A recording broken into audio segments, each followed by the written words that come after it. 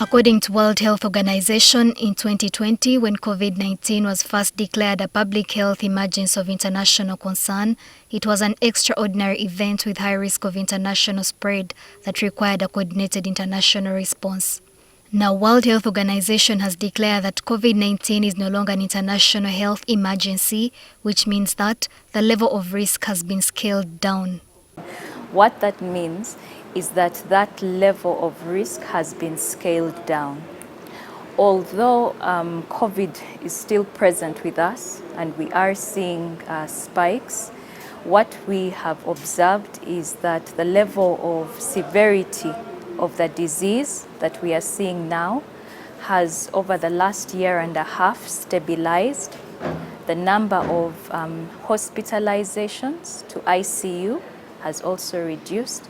The World Health Organization said that even though the emergency phase was over, the pandemic declared in March 2020 has not ended.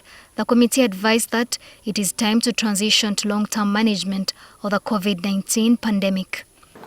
Countries are still left to make those decisions at the country level as a means to protect their citizens, as long as it does not interrupt with international travel and international trade.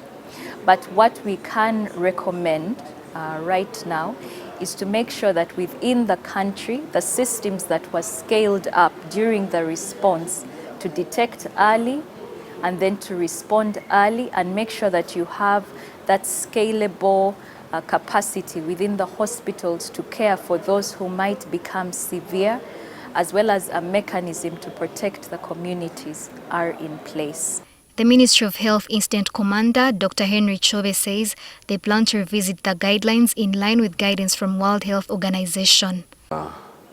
Evidence of vaccination may not be a requirement to travel, but we need to come back as a country and customize this guidance at the country level, but as part of the guidance.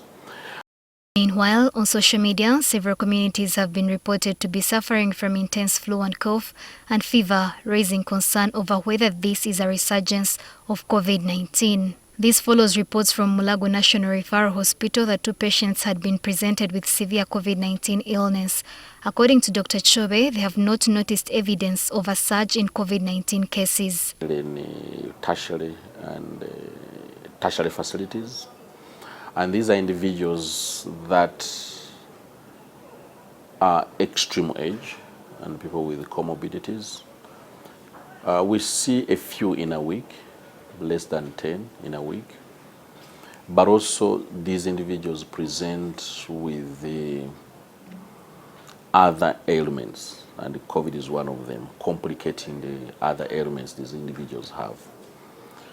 But we're not seeing many cases of COVID. Dr. Kyobe adds that the current wave of flu is largely attributed to influenza. Remember, there's the flu, which we've seen a lot of respiratory disease activity across the country for a couple of weeks, which is largely now attributed to influenza.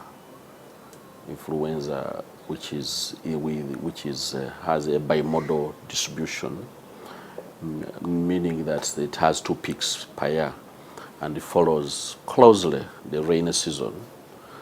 And we think with the children coming back from school, this will certainly, we think it will drop. And of course, this coinciding potentially with the end of the rains, of the rainy season.